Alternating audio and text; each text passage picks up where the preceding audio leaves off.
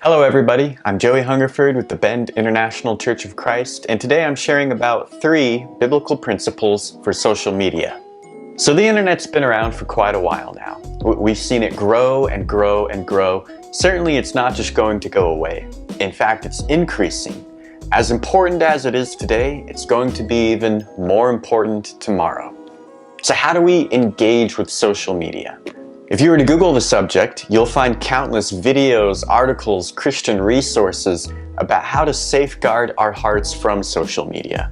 How social media isn't inherently evil, but what we do with it could be evil, could be very damaging, and those are great resources. But for years, the church has focused on safeguarding our hearts from social media rather than convicting our hearts on how to be deployed, how to engage with social media.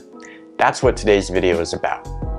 Principle number 1 comes from 1 Corinthians chapter 9, verses 19 through 22. There Paul says, "Though I am free and belong to no one, I have made myself a slave to everyone to win as many as possible. To the Jews I became like a Jew, to win the Jews. To those under the law I became like one under the law, though I myself am not under the law, so as to win those under the law. To those not having the law I became like one not having the law, though I am not free from God's law, but am under Christ's law, so as to win those not having the law. To the weak I became weak, to win the weak. I have become all things to all people, so that by all possible means I might save some." What Paul says here is he becomes all things to all men, by all possible means, so that he might save as many as possible. That applies to social media for us today. If social media just isn't your thing, if that latest app isn't something you want to download, if tweeting isn't your form of communication, are you becoming all things to all men to reach as many as possible? This means that in order to share the gospel online, you might have to download a new app.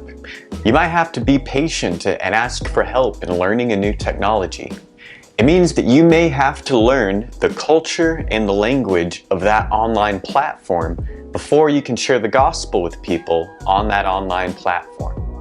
Facebook is different than Instagram, it's very different than TikTok, and it's much different than Twitter.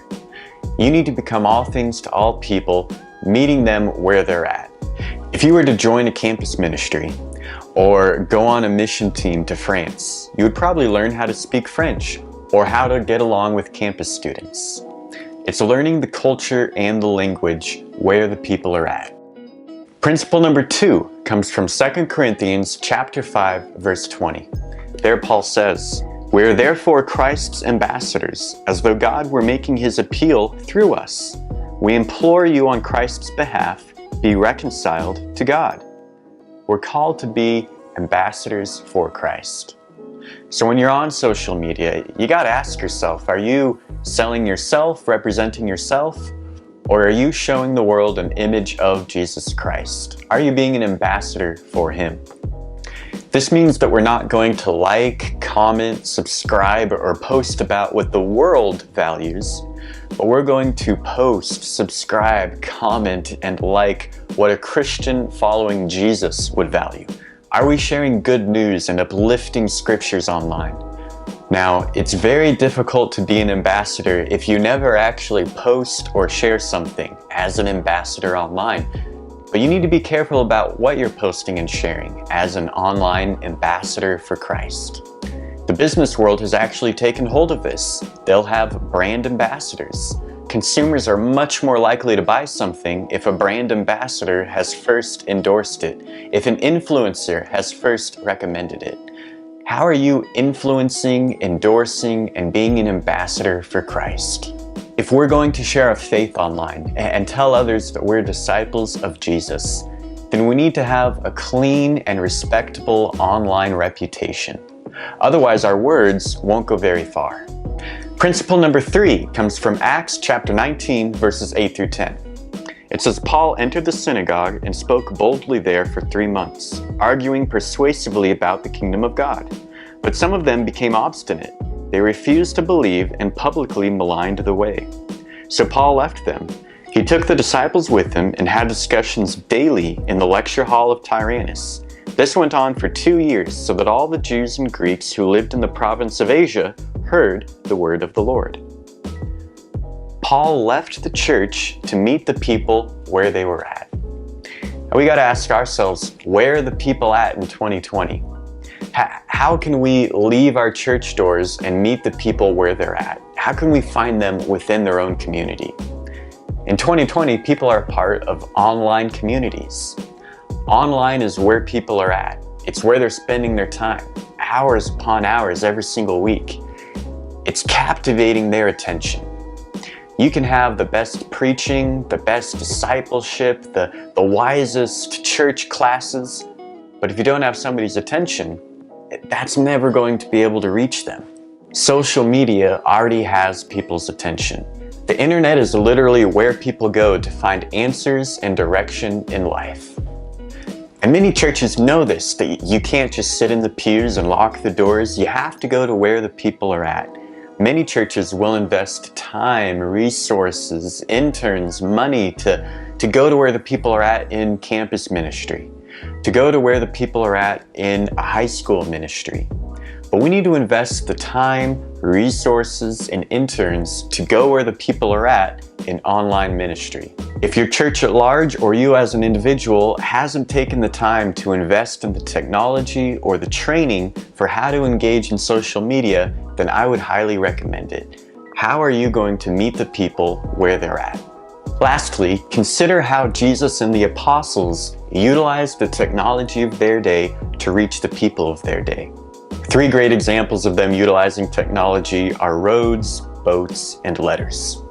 Jesus, when he preached to a crowd, he'd get in a boat, he'd go out a certain distance, and then he'd address the crowd from the boat. And that's because the coves and the inlets on the Sea of Galilee near Capernaum, they would act as a natural amphitheater.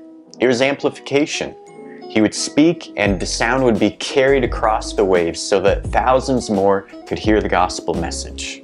Not to mention, the disciples used the boats on many of their missionary journeys. Also on their missionary journeys, the disciples used roads. One of the greatest technological advances of the day was the road system of the Roman Empire. Never before had there been such an integrated system for trade and travel, easily accessed by well-paved roads, and the disciples certainly used this intentionally as they scattered throughout the Roman Empire. Lastly, the disciples obviously wrote letters to one another. Letters to be circled around, letters to be read to the whole church.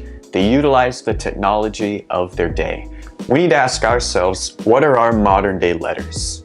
What are our modern day amplification systems? What are our modern day roads or networks? Our modern day Roman road is our online network of friends, our community. Whether it's making use of amplification technology or communication networks, we need to get the gospel message outside of our church doors. I highly encourage that you take these biblical principles to heart, to not only have a new view of social media, but a new conviction of actively engaging in social media for Christ. Thanks for watching our video. If you'd like to see more of our content, please hit the bell below and subscribe.